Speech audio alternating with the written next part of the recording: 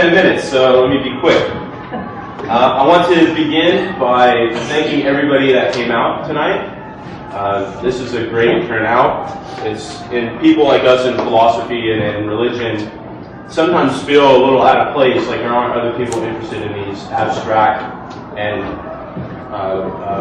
difficult questions. So it feels good to have this kind of a turnout. I want to thank Columbia Faith in Action, Jesse Peterson, Naomi. I don't know what she did. Thank you, Naomi. The Columbia Humanist Society. Thank you very much.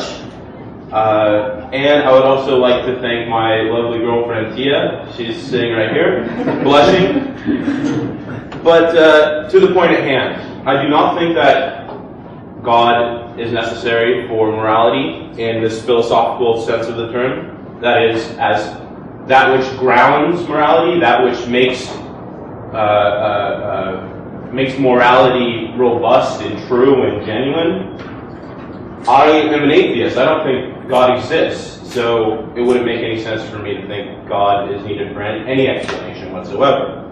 So, as the famous scientist Laplace said to Napoleon when asked about the starry heavens and God, Laplace responds by saying, I have no need of that hypothesis.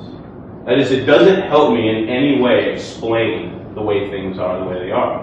All it does is add something to the equation. We could take for granted, for instance, tonight, we could take for granted that there are objective moral facts. That can be debated, but that is not exactly what we're debating right now, though. We're debating, is God necessary for there to be morality? If we want to define morality as having moral facts, then fine, let's just do that. But let's say we have a moral fact. The moral fact is that Auschwitz, looking back, was truly evil and wrong and immoral. Let's just take that for granted.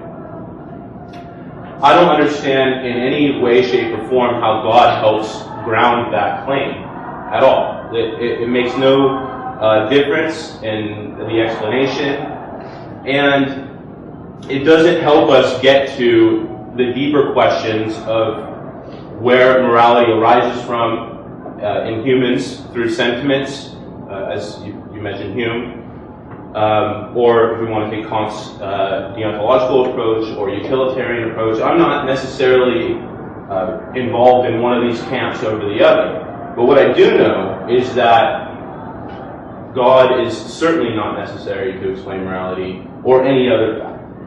Now, if we want God to help explain or ground morality, then it would also be understandable to say God grounds everything, every fact whatsoever. And not just the fact that Auschwitz was wrong, but the fact that 2 + 2 = 4. To me, 2 + 2 = 4 is self-evident. It's axiomatic. It's a given. It holds in all possible worlds. There's no world we can conceive of where 2 + 2 = 5. And if we do conceive of one, we think that world has it wrong. So we would have to extend God as a grounding explanation for not just moral facts, but all facts. And I do not need that. I don't feel that is necessary. Now, a joke. Yes, I can tell a joke. It's actually completely stolen, too, so I guess I can't tell a joke, but I'll try. This is from Theo Schick.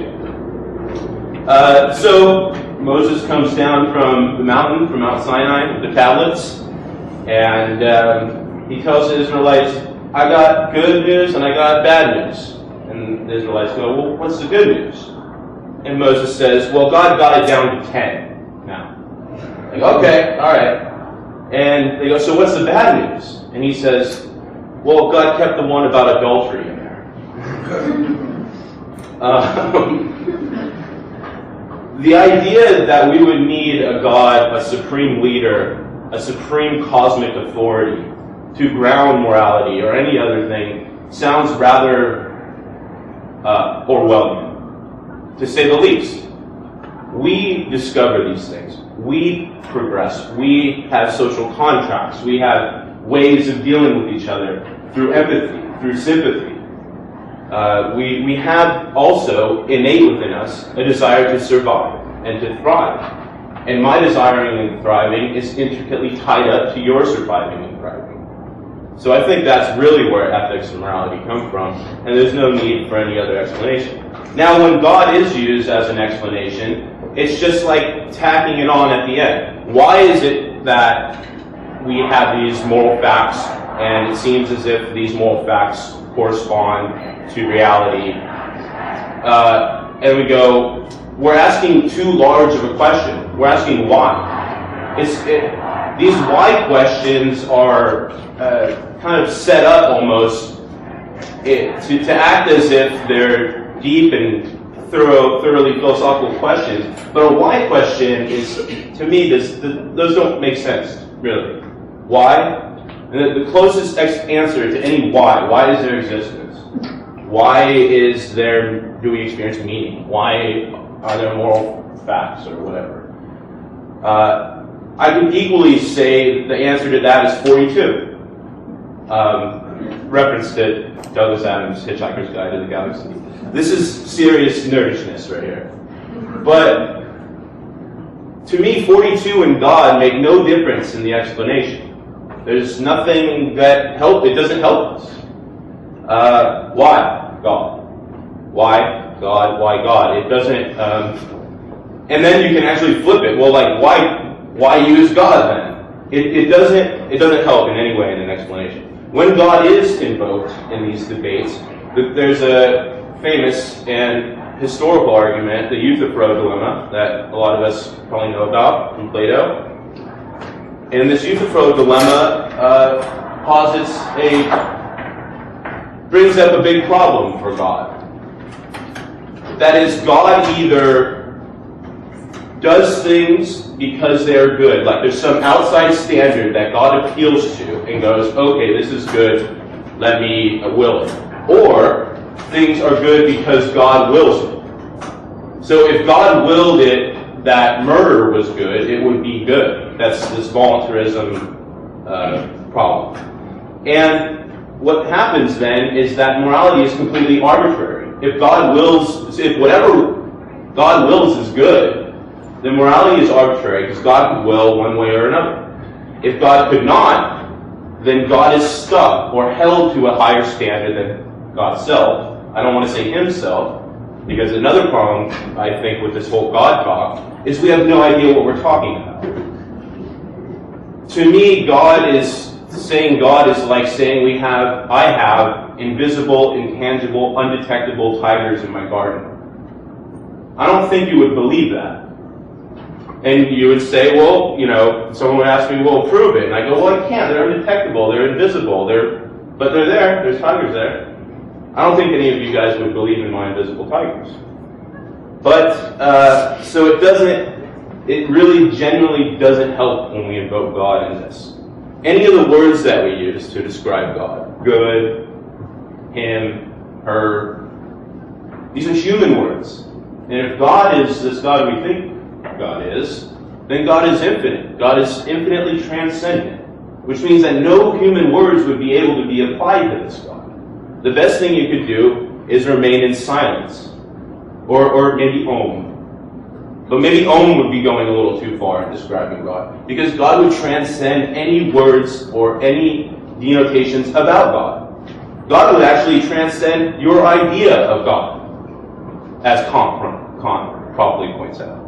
So, if we do invoke God, we need to describe this God, and when we describe this God, we use human language that can't be applied to this God because this God is beyond human language. So, that's another problem with God in general, not just as the basis or supposed basis of morality. And so I think that it's pretty clear that we don't need God to ground morality. I think that morality arises within us.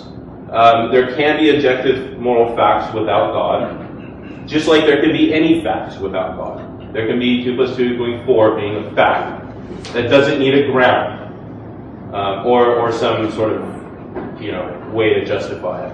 I think I'm probably good, so thank you very much.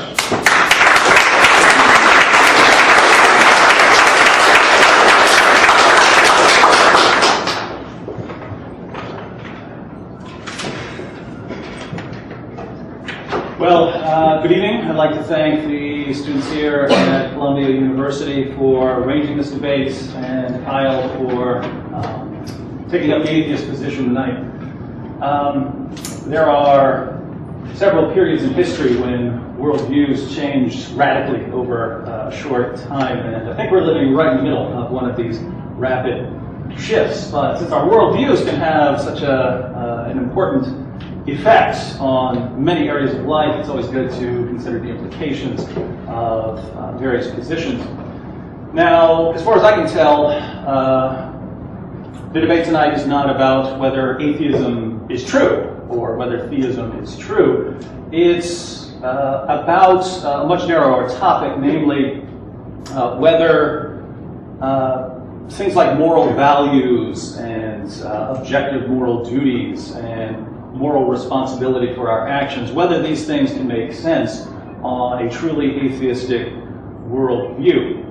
When you remove God from your picture of reality, have you also, whether you know it or not, just removed objective moral values, moral duties, and moral responsibility for our actions? I say you have. Kyle says you haven't. So we have a disagreement, and the question is who's right? Who's right? Not surprisingly, I think I am.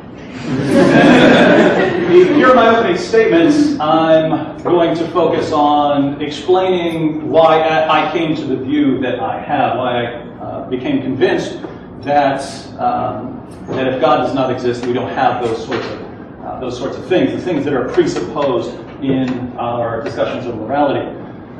Then later, in my rebuttals, I'll flesh out any arguments I need to flesh out and respond to Kyle's arguments. I've never actually been able to understand why atheists would want to defend objective moral values. Those are values that would be true whether we agree with them or not. If every human being in the world rejected them, these certain statements, certain moral statements would still be true.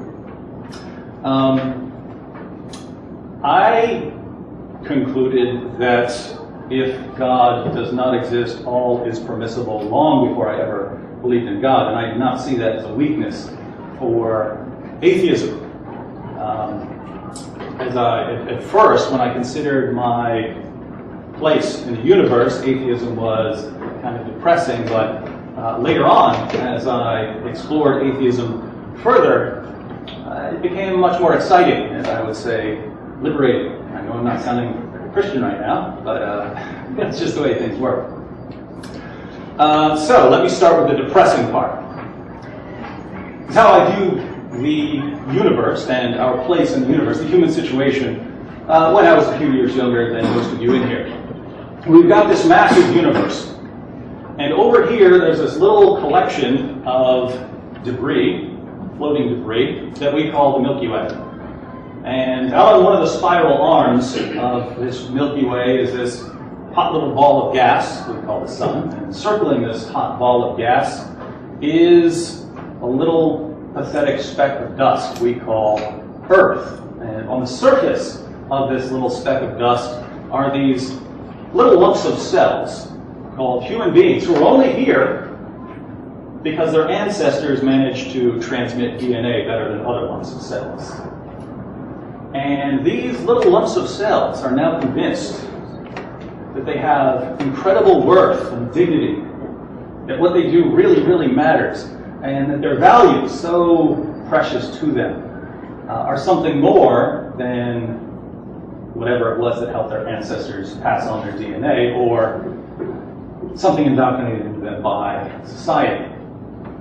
Everything we do is the result of brain processes and chemical reactions in our brains, but our brains are made of particles, and particles are governed by laws of nature. And if our brains are governed by laws of nature, that means everything we do, everything we think was determined long before we were ever born. How can we think of ourselves as morally responsible if that's how we view the world? So that was the depressing part, thinking about my position in the universe. But things didn't stop there, and one day I had an epiphany.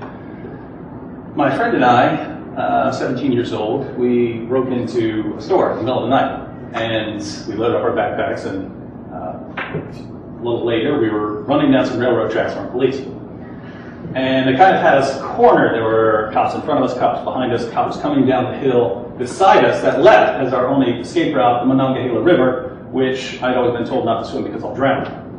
So we dove in, and my friend was kind of stupid. He swam straight across, and police were waiting for him. It's a big river, so police were waiting for him when he got over there.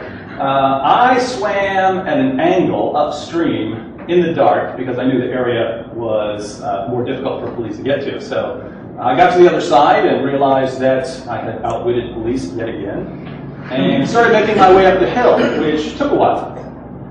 But eventually, I got up, I emerged from the wooded area and found myself in someone's backyard. And in front of me was a magnificent garden, and I had to get past the garden. So I started to walk around. And as I started to walk around, I paused to philosophize. And I thought to myself, why am I walking around this garden? I don't care about the people in that house, let alone about their vegetables. So why am I going out of my way to avoid stepping on their cucumbers? What are they going to do? Call the police who just had me cornered and I got away? What are they going to do? And as I stomped my way through that garden, I had this incredible rush of freedom. We spend a lot of our lives thinking what we're told to think and doing what we're told to do, and then one day you sit back and realize, I don't have to do any of that, and they can't make me. But David, we can throw you in jail or something. Really? You got books in there? I like to read. But if you do something really bad, we can kill you. Well, here's the secret. I'm going to die anyway. Once you finally grasp that if the world cannot hurt you, it cannot control you, it's this amazing sense of liberation, not scared of anything anymore. Incredible sense of freedom. I call that the false freedom now, because once you liberate yourself from all external constraints, all you've got to go on is whatever's inside of you, whatever inclinations and desires you have, and living like that gets old after a while. So, atheists have a kind of freedom which isn't tremendously spectacular, but I think it's the best you've got on atheism. And now Kyle wants to steal it from you. Atheists have to follow the exact same rules that everyone else has to follow. Don't let Kyle steal your freedom. Now, I understand that many atheists want to cling to objective moral values, even when I don't see anywhere that these values could be located other than our opinions, and that certainly wouldn't be any kind of objective morality. But there's a problem of consistency here. The problem of consistency is called the skeptic's dilemma. And it goes something like this. Theists have dozens of arguments for the existence of God. Atheists reject those arguments. But on what consistent basis can you reject all of these arguments for the existence of God and then turn to arguments for the existence of objective moral values and accept those arguments? Say, those arguments are good. In other words, it kind of looks like this to me. We have what we'll call a skeptometer. Human beings have a skeptometer. It's what controls our level of skepticism, right? And we turn to arguments for the existence of God, and we don't want to believe in God, so we set our skeptometers really high so that all of those arguments fail. But then we turn to morality, which we don't want to reject, and so we set our skeptometers very low so that any argument for objective moral values will then pass. And so the question is that a good methodology? If you're changing your methodology depending on what you'd really like to believe, is that a good methodology? I would say no. So if we want to be consistent, we can either keep our skepticism so high that all arguments for the existence of God would fail, but then we should retain that same level of skepticism, and we'd have to reject any idea of objective moral values. Or, if we want to believe in objective moral values, we have to lower our skepticism a little so those arguments are successful, but we should keep that same level of skepticism when we turn to the existence of God, and there are dozens of arguments that would pass that standard. So we either reject both or we accept both. Either way, like, you don't have objective moral values without God.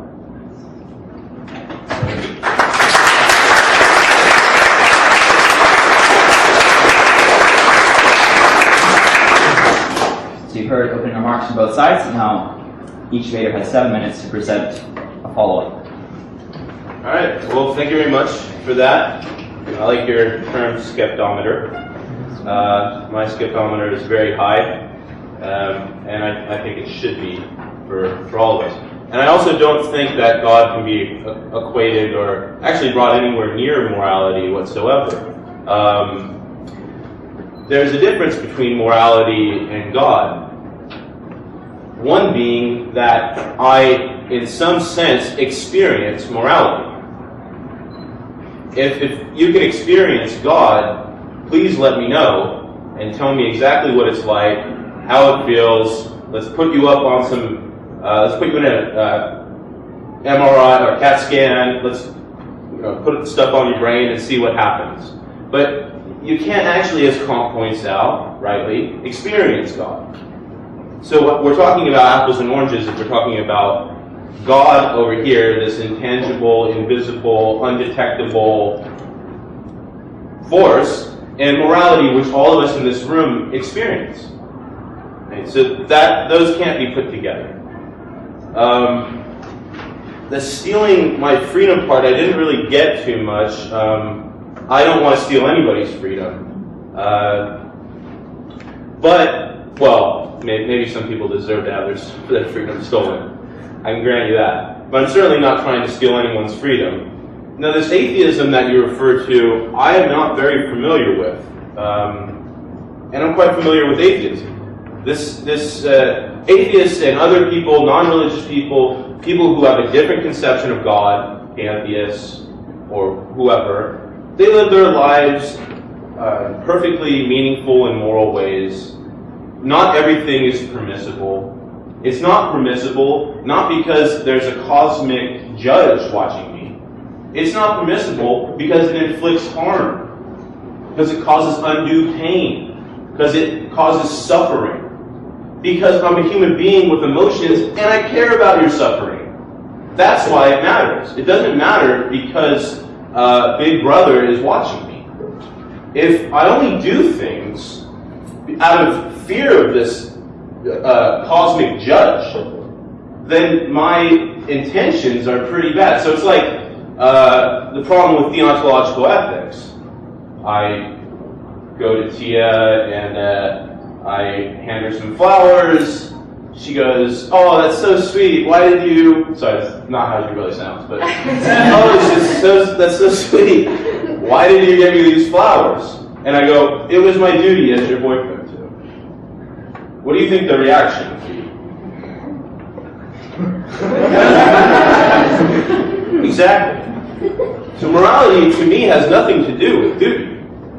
I would respond by saying, I give you the flowers because I love you, because I have an emotional connection with you, and because the sex is good. Sorry, I have to at least make a parody of myself as an atheist, right? Well, this just is not the case that atheists are these people that believe, hey, we don't have to worry. Things are, let's stomp on as many lettuce and cucumbers as we want. It turns out that some of the safest, most democratic, with best health care, with best education, these countries are generally atheistic. The Nordic countries, Denmark, Sweden, lowest rates of crime. These people don't believe in God at all. So it does not follow that you need to believe in God or to have God as ground of morality to act morally. In fact, I think you can make a negative correlation with believing in God and acting immorally. That has to do with if I have this view of God that He'll forgive me once I repent, then I can just kill somebody, feel guilty about it for a little bit, repent, and then I'm good. Then I move on. See, God is kind of a way of getting out of things. He's kind of an excuse. Also, you'll notice that God is always exempted from these rules that we discussed. God is always the one to whom things do not apply. Right? So, we would say it's wrong to murder an innocent person. But is it wrong for God to murder an innocent person? And I know this isn't a debate about the biblical text, but if I start pulling that out, let's see, God kills a couple thousand people throughout the text, Satan kills 2. I don't know which one of these deities is better than the other, but certainly Satan looks a lot better. He's killed less people. So, besides that, we do not need this God. Oh yeah, sorry, real quick. The exception to the rule. So you often hear people say, out of nothing, nothing comes. You can't get something from nothing. Well, but God apparently can do that. Create something out of nothing. So we're willing to grant God the most horrific deeds, the most illogical and unjust actions and behaviors that we're not going to grant to our fellow creatures or fellow people. So that's a problem. Let's not exempt God. All things are not permissible. I would say they were permissible if God existed. If God is this ultimate forgiver, unless God is this cosmic, unless God just wants people to sin and go to hell, God could have this bounty of forgiveness. I could do as many evil things as I want, and God will just wipe them clean. So that is an excuse to act immorally. In fact, some of the best excuses to act immorally is in the name of this God, or in the name of God. There's some of the best reasons, because God will forgive you.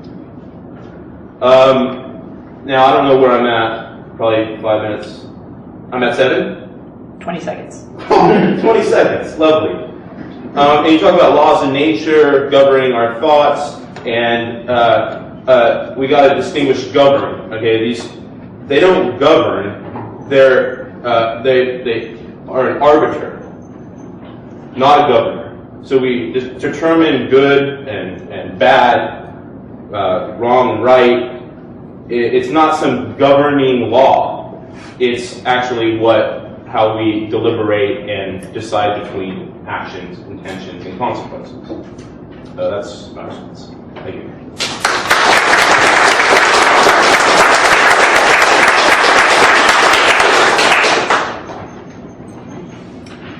Thank you, Kyle. Kyle made a comment about sex. I just want to say, for the record, I have more sex than all you atheists put together. Are you married? Ask my wife. All right. Kyle says that he sets his skeptometer high. Yeah, with certain things like the existence of God, but not with things like objective moral values. He says, well, he experiences morality, but not God. Let me just ask a quick question here. How many of you would say you have some experience of God?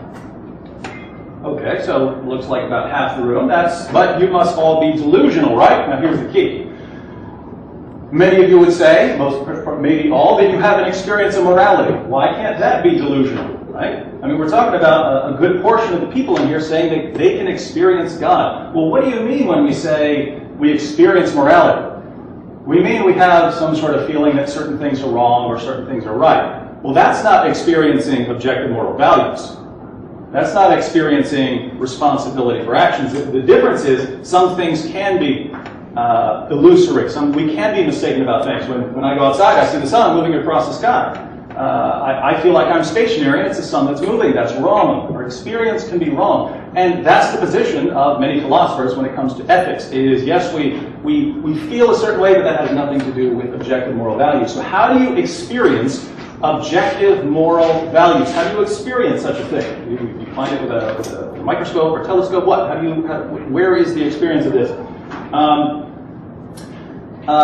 He says that atheists and many others live by the same values, and we should avoid things because they harm people, not because God says so. And just for the record here, the debate tonight is, I'm not saying atheists can't be moral. An atheist could be the nicest person in the world, the most generous person in the world. An atheist could go out right now and do all of the same things that Mother Teresa did. But you can also go live like a frog, right? Everyone in this room could hop on over to a pond, plop down on a lily pad, and eat flies all day. We could do it. It can be done. That's not the point. The point is, should you do it? Do you have a moral obligation to live like a frog? No. Do you have a moral obligation to do good things? Well, that's the entire question. I don't see how on atheism you would have a moral obligation to live this way rather than that way. Even the bare rule, which is sort of the lowest common denominator here, don't harm other people. Why? Give me a reason. Give me a reason not to harm someone consistent with atheism. I'll give you an example. Jeffrey Dahmer. Remember him? He's a little before your time. Killed and ate 17 people. Why should he not do that? We kill and eat cows. Why not kill and eat people? You have to have some sort of moral standard where you just say, because there's this rule, and what's the status of that rule? Well, if you're an atheist, you kind of only have a couple of places to go. You can either say that it's hardwired into us, and if it's hardwired into us, that's not really objective morality, because you can be hardwired for all kinds of things. Right? There are men who grow up and they're just attracted to little boys. That's what they're attracted to. Would we say that that's okay? No, of course not. We would say it doesn't matter. It doesn't matter what you feel like doing. It doesn't matter what your inclination is. It doesn't matter what you have urges for. You don't do that. It's a rule. You don't do that sort of thing. So if it's hardwired into you, don't see how that could be a source of objective moral values. Or if you say that society teaches these things and we pass them down, how is that objective? Because different societies teach different things. You can go to different societies around the world right now and find some things that would startle you. Who's more right? So if you're a young woman, you're wearing a skirt right now. There are cultures where if you walked outside in a skirt, your own family would kill you for bringing shame on their family. They think that's right. We think that's wrong. Who's right here? Well, Kyle would say, well, it's wrong to harm other people. Well, not in all cases. Certainly there are situations where we would harm someone, horrible criminals and so on, and these people happen to believe that people who really are going to cause problems in society would need this sort of punishment. And who's right and who's wrong? Well, on atheism, I just don't see any way to distinguish one moral value from another when we have differences of opinion. Kyle says if we only do things out of fear of God, then it's not really good. I actually agree. I don't obey God because I'm afraid he might zap me. I obey God because there is a right. It means that if God exists, if I'm created, then we have sort of a top-down picture of the universe where a source of perfect goodness creates the world, and if that's the case, well, I certainly have certain moral obligations. And so there is a right and there is a wrong, and I do the right because I love God, not because I'm afraid of getting struck by lightning or something. He says atheists don't stomp on, don't need to go out and stomp on people's vegetables, and we don't need God to act morally. Well, that's true. And no one's saying you need God in order to act morally. The point is, when you say so-and-so ought to do something, what do you mean? What do you mean when you say you should not torture that old lady? Do you just mean you're just giving your opinion? Or do you mean you've got this moral value, you do not harm people? Well, where are you getting that from? You didn't get that from nature, because nature harms all kinds of things. So you didn't get that from nature. Where are you getting that from? And what we find is people just lay this down as a rule. There's a rule, no harming people. Well, if you're going to do that, you could lay down any rule, right? If I'm just going to stomp my foot and say this is the rule and this is the rule that must not be violated. Why can't you make any rule? Don't wear green. It's a rule. Foundation morality, right? Why not? If we're just going to lay down. I'm asking, why is that wrong? Again, can't get it from being hardwired. If it's society, then there are certainly cultures around the world and down through history that would love to harm people and who did harm people. And why were they wrong for that? At the end of the day, I haven't had any sort of justification for why this would be objective. What Kyle has said is, this is a moral value. Okay, I agree it's a moral value. I agree it's a true moral value. But I don't see how that sort of thing can be true on atheism.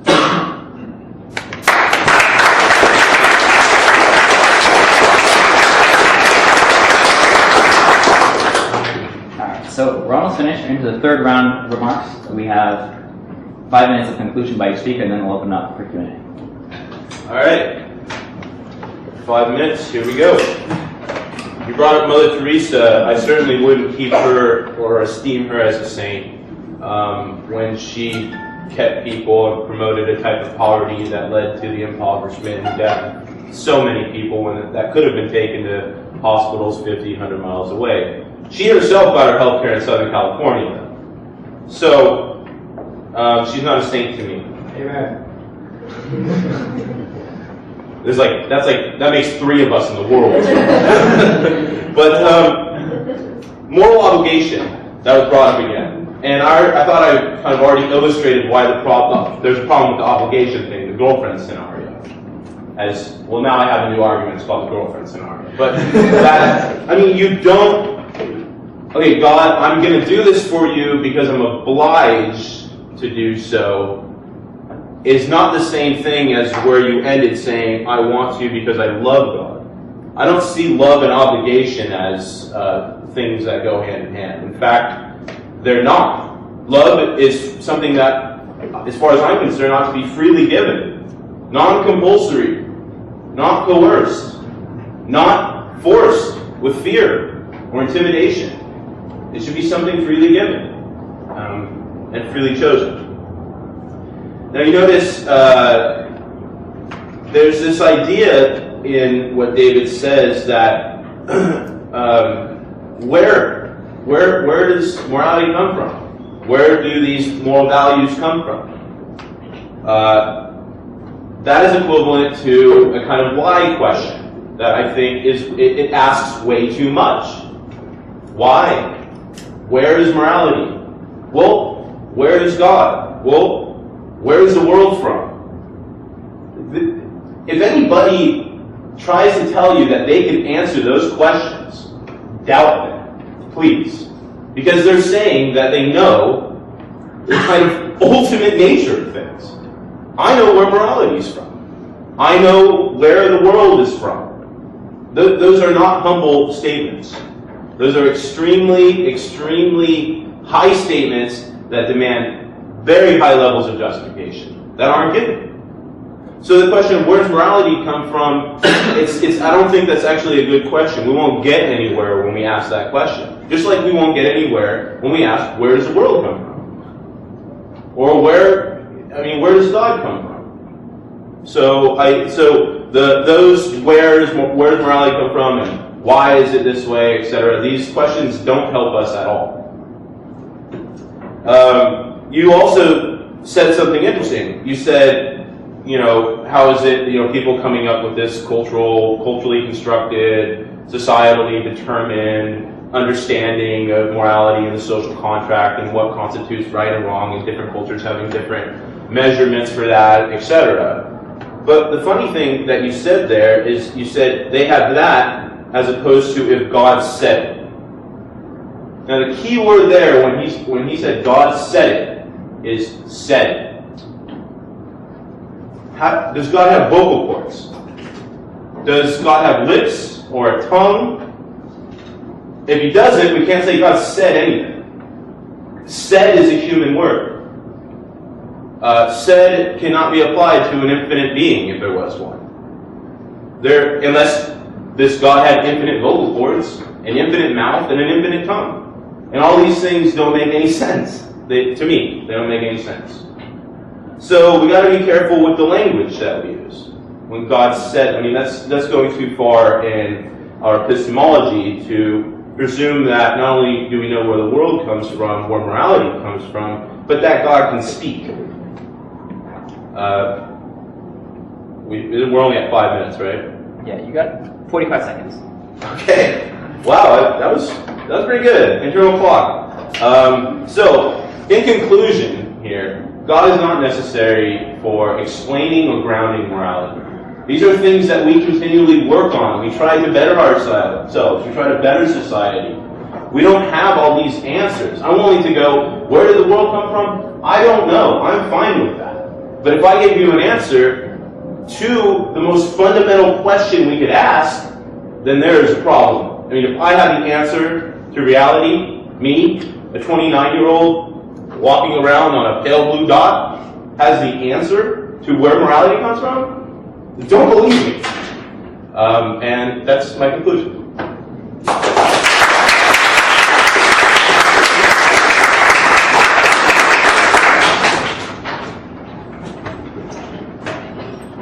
Thank you, Kyle. Kyle says that Mother Teresa was bad.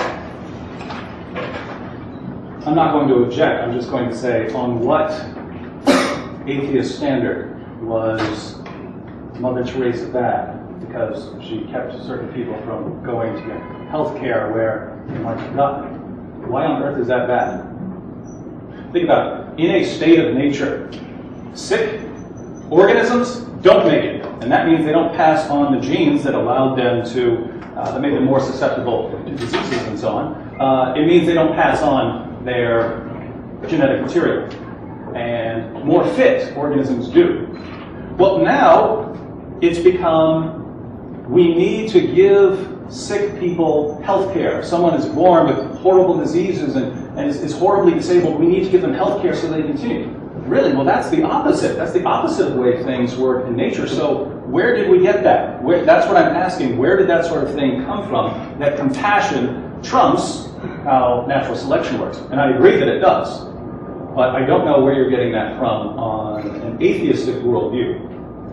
He says that love and obligation are not the same thing. Love is freely given and so on. I'm not saying I'm going to do good so that God loves me. I'm saying I'm going to do the right thing, not out of fear, but because, one, as I pointed out, there is a right, there is a standard of right and wrong.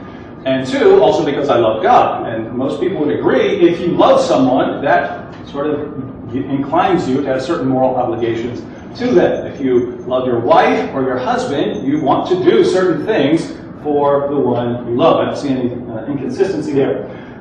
Kyle thinks that sort of ultimate why questions are bad. It requires knowledge of ultimate reality. And on this issue of morality, that's not the problem. If God exists, we know where morality comes from, right? There's no mystery. If God exists, we might wonder how it works and so on. But if God exists, we know where morality comes from. Morality comes from God. The problem that I see from the atheist, for the atheist position, is that if God does not exist, if the natural world is all that exists, we know where morality comes from, right? If naturalism is true, you only have a couple of places to go for explanations. You've got what? You've got matter, energy, space, time, and natural laws. So the only place you can go to sort of explain morality would be in some sort of collection, some sort of combination, namely that once particles come together in a certain pattern that's sophisticated and complex enough, suddenly objective moral values come into existence, like do not harm others and give, be compassionate towards people and get them good health care. What's the status, though? I mean, what's the status of those moral values? So it's a bunch of particles and they come together and they get complex. How is that something that anyone would be morally obligated to do? In other words, if someone had their particles in a totally different pattern and it said run around killing, how is one more right or more wrong than the other? If people coming together in a certain way, that is your objective moral value. Well then, if people came together in a different way, why wouldn't that be an objective moral value, even if it was some sort of horrendous practice? The point is, there's some standard beyond all of this that allows us to say, if that were the case, even if it were particles in motion and so on, and it developed that way, that would be right, and this other thing would be wrong. What's the standard? You don't have it on atheism because you don't have anything beyond that pattern of collection of molecules. Kyle says that God said it doesn't make sense.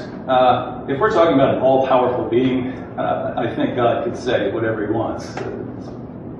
God, by definition, can do that sort of thing.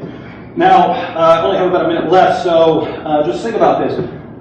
When we're talking about morality, when we tell people you ought to do this or you ought to do that, we're presupposing several things. We're presupposing that there are objective moral values, that there is a good and that there is a bad. We're presupposing that there are moral duties, that there are certain things you ought to do and other things you ought not to do. And we're presupposing that we are responsible for our actions. We blame people for doing wrong and we praise people for doing right.